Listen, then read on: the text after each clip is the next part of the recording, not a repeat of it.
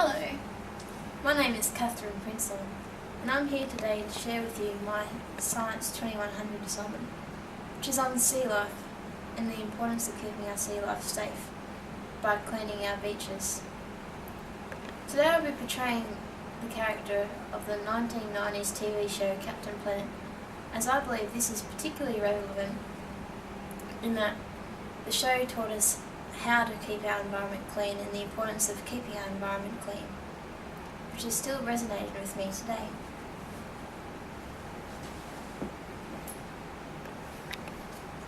Hi kids, Captain Planet here today. How you all going? Good? Very well then. I'm here today to tell you about our amazing sea life that you'll find in and around the rock pools, and just how important it is to keep our beaches clean. I particularly want to talk to you about this unique area I visited just the other day, the Swansea rock platforms at Swansea Heads. Did you know that the more variety of shells you find washed up on the beach or in your rock pools at the beach, the healthier that ecosystem is? As this means there is a larger diversity of sea life living in the surrounding rock pools. So what type of shells do you think you'll find in the rock pool? Well, as I mentioned, Swansea Heads are particularly unique as they are considered to be the most biologically diverse in that area.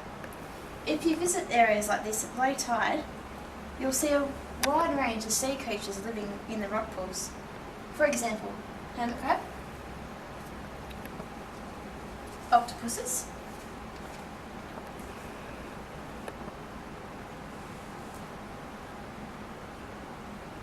starfish,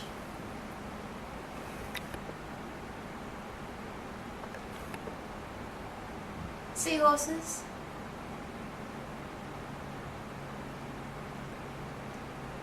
and sea anemones. You'll also find lots of shells around the rock pools. These shells play an important role in helping our sea life to survive. Shells are made out of hard calcium, just like our bones. This hard calcium acts as body armour to protect the sea life living within those shells from predators, as well as being smashed by waves. Two different types of shells you'll find while visiting rock pools, like the ones in Swansea Heads, are your mulberry whorl shells,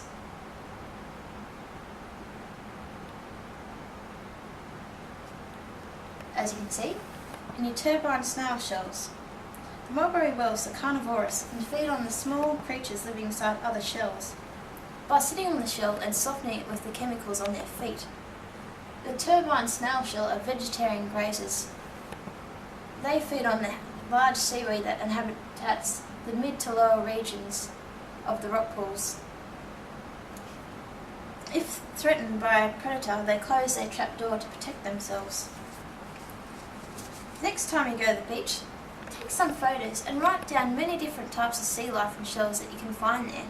But remember, do not touch or move the seashells or sea life that you find there, as this may disturb them and cause it harm.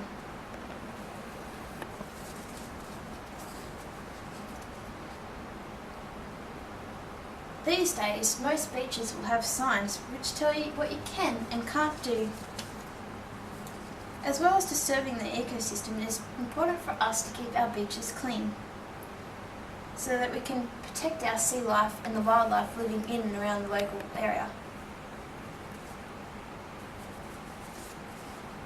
Plastic bags, among other items such as bottles and cans, as well as wrappers, also are discarded on beaches.